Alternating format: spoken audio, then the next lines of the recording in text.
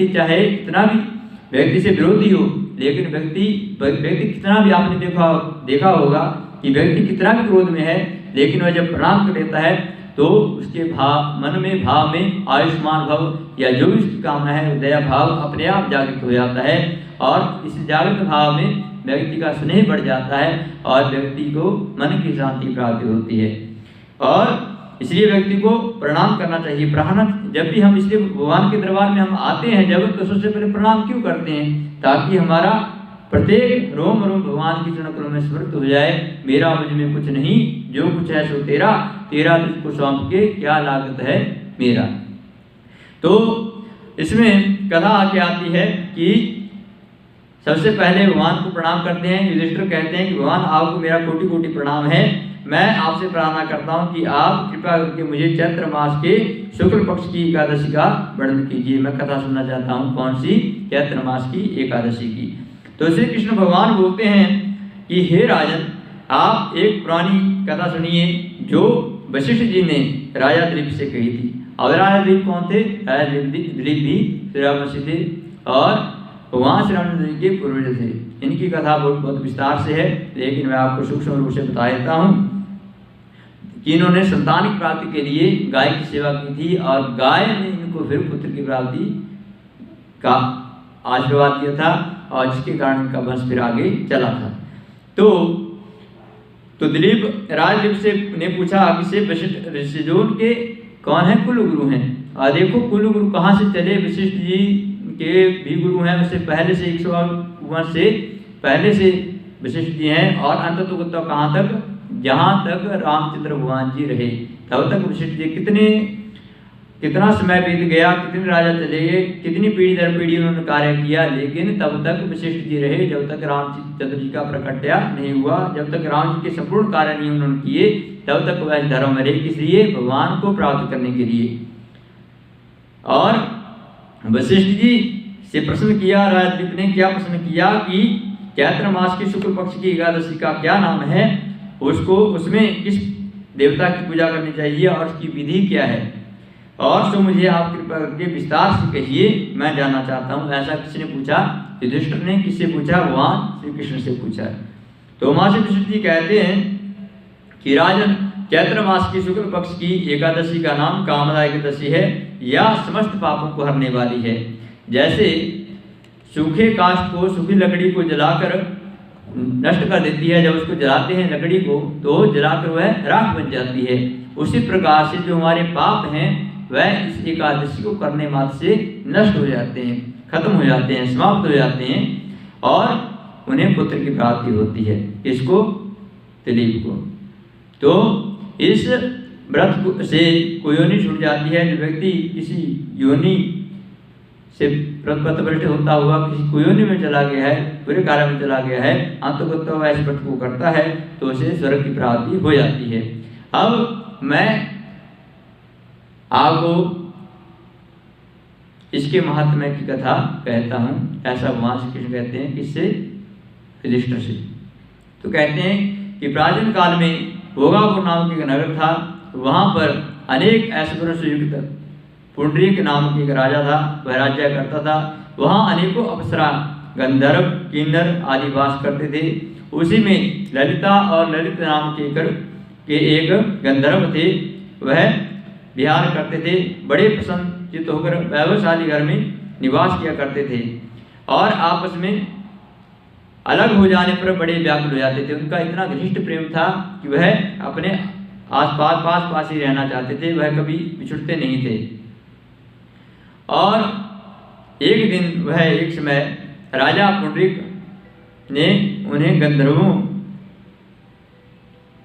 की सभा में शोभामान किया।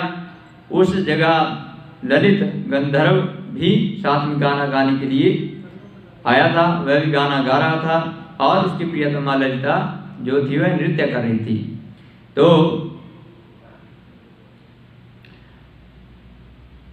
जो उनकी प्रियतमा थी ललिता, वह उस जगह पर से चली जाती है और उससे वह याद करने पर अशुद्ध गाना गाने लग जाता है। कौन? ललित नाम का गंधर्व।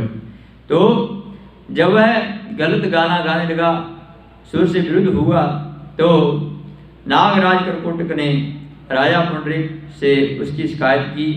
इस पर राजा पुंडरीक ने ललित को श्राप दे दिया, कहा कि अरे दुष्ट, तू मेरे सामने गाता हुआ अपनी स्त्री का स्मरण कर रहा है, इसलिए तू कच्चे मांस को खाने वाला और मनुष्यों का भोजन करने वाला बन जा। तो तू पाप महापापी है, तू ऐसा कर्म कर जिसका तू अब फल भोगेगा। तुमने ऐसा कर्म किया। तो राजा पुंडरीक के श्राप से वह ललित नाम जो गंधर्व था उसी समय एक विकराल राक्षस बन जाता है। विकराल राक्षस बन जाने के कारण उसका मुख भयानक हो जाता है, उसके नेत्र सूर्य और चंद्रमा के समान हो जाते हैं, वैसे प्रज्वलित हो जाते हैं, उसकी आंखें अग्नि की तरह लाल हो जाती हैं और उसके सिर के बाल मानव पर्वतों पर उगने वाले वृक्षों के समान दिखाई देने लगी। उसकी भुजाएं जैसे 2 योजन लंबी हो गई हों, उसका शरीर जैसे 8 योजन लंबा हो गया हो और उसके कर्म, उसके आगे कर्म को भोगने के लिए बड़े तत्पर थे। वह इतना दुराचारी हो गया, इतना कि वह कच्चा मांस खाने के लिए तत्पर हुआ, वह ऐसा राक्षस बन गया।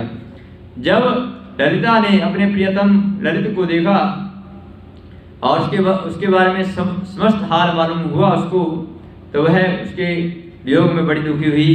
वह विचरने लगी और पति का उद्धार करने के लिए, ललित का उद्धार करने के लिए विचार करने लगी कि अब मैं कहाँ जाऊँ, क्या करूँ, उसको कुछ समझ नहीं आ रहा था। तो वह राक्षस घोर वनों में रहने लगा और अनेक प्रकार के पापों को करने लगा। उसकी स्त्री ललिता विलाप करती रही, इधर उधर भागती रही, उसे कुछ ना मिले। एक दिन सौभाग्यवश क्या हुआ, वह अपने पति के पीछे घूमते घूमते विंध्याचल पर्वत के पास पहुंची। जब वह उस पर्वत पर चली गई तब उसने क्या देखा, श्रृंगी नाम की ऋषि, जिसकी कथा आपने रामचरितमानस में भी सुनी है। जब भगवान श्री रामचंद्र जी का प्रकट हुआ था तो उस यज्ञ को करने के लिए आए थे कौन, राजा दशरथ ने इनको बुलाया था और उन्होंने संतान के लिए यह यज्ञ किया था और इस यज्ञ करने मात्र से रामचंद्र जी भगवान उत्पन्न हुए थे। वही ऋषि श्रृंगी के पास वह पहुंच जाती है और जब वहां वह पहुंच जाती है तो ऋषि को सन्मुख देख करके वह विनती करती है, उनकी चरणों में पड़ जाती है और बार बार उनसे विनय प्रार्थना करती है। क्या प्रार्थना करती है कि मेरे पति को कैसे न कैसे आप बचा दीजिए। उसे देखकर श्रृंगी ऋषि बोलते हैं कि हे सुके, तुम कौन हो, यहाँ किस लिए आई हो, बताओ। तो ललिता कहती है कि हे मुनि, मैं वीरवंदया नाम गंधर्व की कन्या हूँ, मेरा नाम ललिता है और मेरे पति का नाम ललित है। तो मेरा जो पति है उसको श्राप दे दिया किसने, पुंडरीक नामक राजा ने। क्या श्राप दिया कि तुम एक भयानक राक्षस बन जाओ। भयानक राक्षस बन जाने के कारण तुम महान दुख को प्राप्त होगे और राक्षस से छूटने के लिए आप मुझे अब कोई ऐसा उपाय बताइए जिसके करने मात्र से क्या हो जाए, मेरे पति की देह छूट जाए राक्षस प्रवृत्ति से और वह उसी रूप में मुझे पुनः प्राप्त हो। इसी चेष्टा को लेकर मैं आपके पास आई हूँ, आप मेरे को कृपा कीजिए। क्योंकि जब व्यक्ति विनम्र भाव से किसी के पास आता है तो उसमें स्वयं दया भाव आ जाता है। जैसे मैंने आपको सर्वप्रथम कहा कि तुलसी इस संसार में 5 तत्व है सार, सत्संगति, हरिभजन, दया, दान और उपकार। तो दया यहाँ पर प्रकट होती है कि व्यक्ति दयालु होना चाहिए, ना कि उसको किसी का कटाक्ष करना चाहिए, ना कि किसी का कार्य में बाधा आना चाहिए, चाहे वो सत्संगी हो, चाहे वो धर्मिष्ठ हो, चाहे वो कोई भी कार्य करता हो, किसी जगह कार्य करता हो, लेकिन उसके कार्य में विघ्न करना चाहिए, उसको प्रोत्साहित करना चाहिए। और व्यक्ति यदि प्रोत्साहित करता है तो उसको पुण्य की प्राप्ति होती है। अन्यथा हम जाने अनजाने में कितने पाप कर जाते हैं, कितनी की हम बददुआ ले लेते हैं और उन्हीं बदलावों के बल पर क्या होता है, कोई ना कोई ऐसी जैसे सरस्वती बैठ जाती है, कहते हैं मंत्रा के मुख में बैठ गई सरस्वती। अब जब रामचंद्र जी का वनवास होना था तो उससे पहले सारे देवी देवता के सरस्वती के पास कि ऐसा करो कि मंत्रा का दिमाग घुमाओ ताकि क्या हो जाए, यह रामचंद्र जी भगवान कहाँ चले जाए, वन में चले जाएं।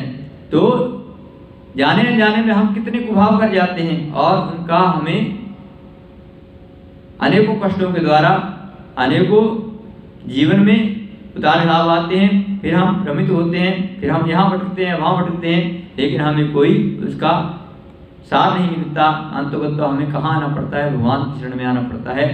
लेकिन यदि व्यक्ति भावना जाग की भावना जैसी प्रभु मूर्त देखी दिन तैसी, इसकी जैसी भावना रहती है उसी प्रकार से वह चिंतन करता है। यदि व्यक्ति उसी भाव में चलता रहता है। अब जैसे देखो रावण था, इतना विद्वान था और विद्वान होते हुए भी वह अपने प्रति को नहीं छोड़ पाया।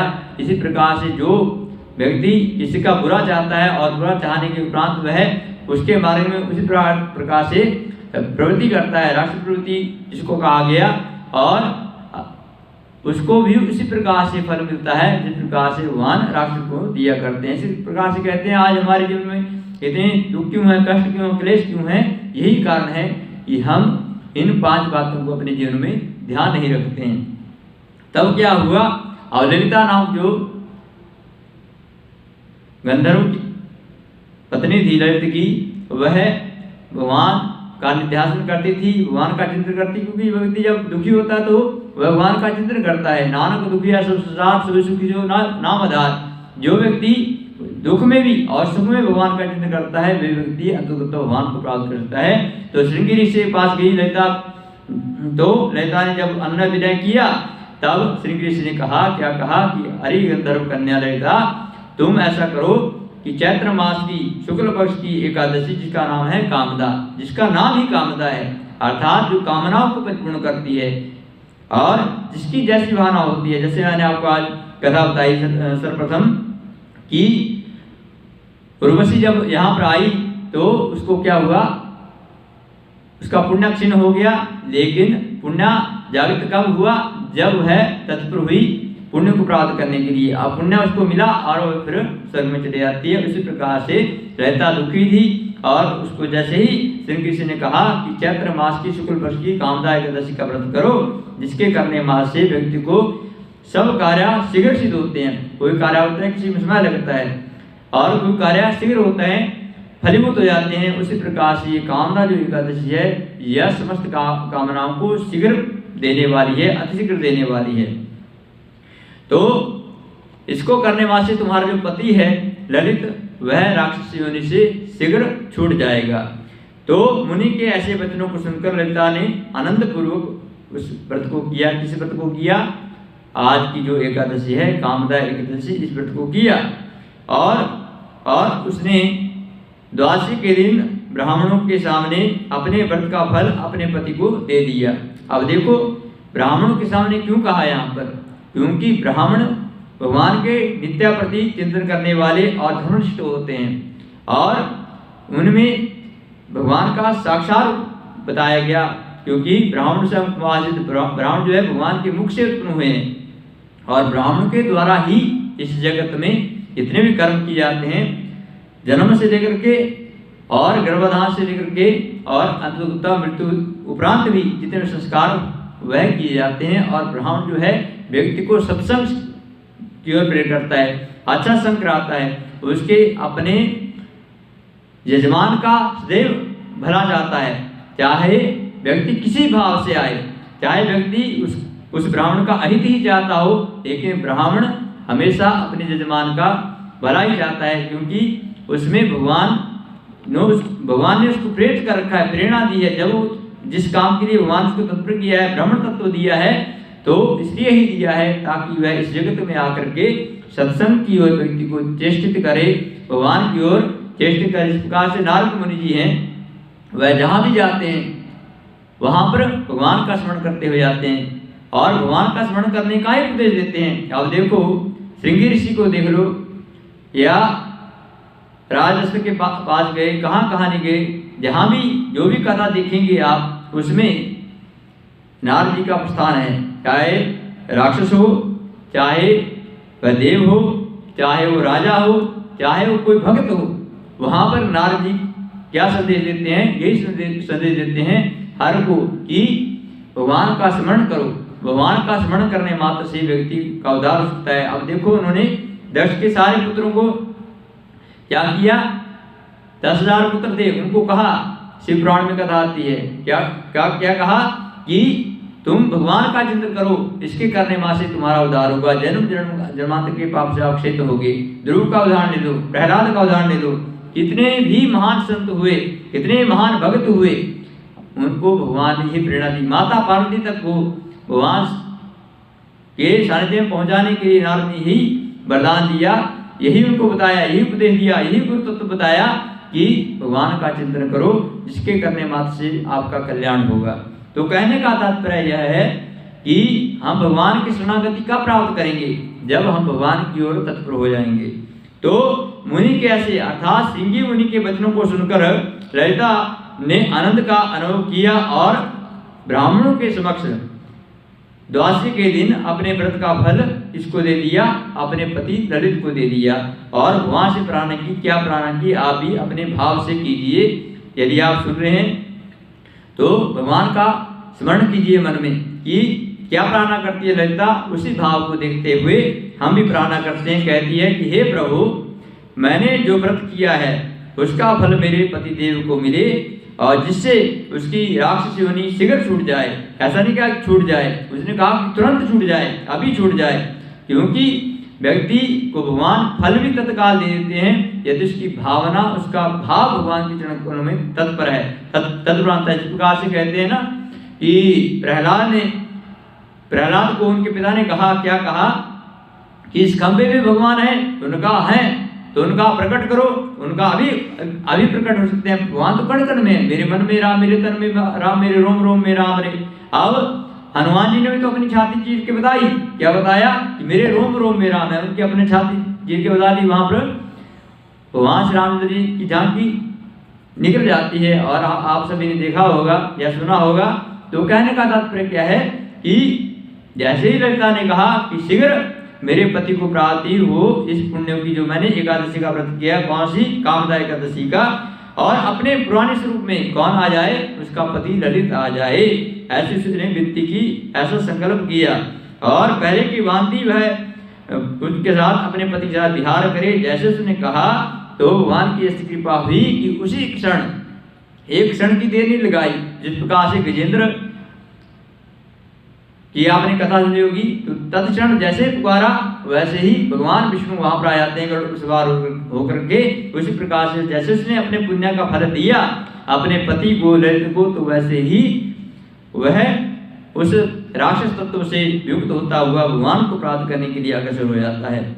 और कामदा एकादशी के प्रभाव से वह पहले की भांति अधिक सुंदर हो गए और वह पुष्प विमान पर बैठकर स्वर्गलोक को तत्क्षण चले जाते हैं। उसी क्षण भगवान का विमान आ जाता है और उसी क्षण ललित और ललिता दोनों बैठकर स्वर्गलोक की ओर प्रस्थान, वैकुंठ की ओर प्रस्थान करते हैं। तो भगवान श्री कृष्ण कहते हैं किससे? युधिष्ठिर से कि हे राजन, इस व्रत की विधि पूर्वक करने से समस्त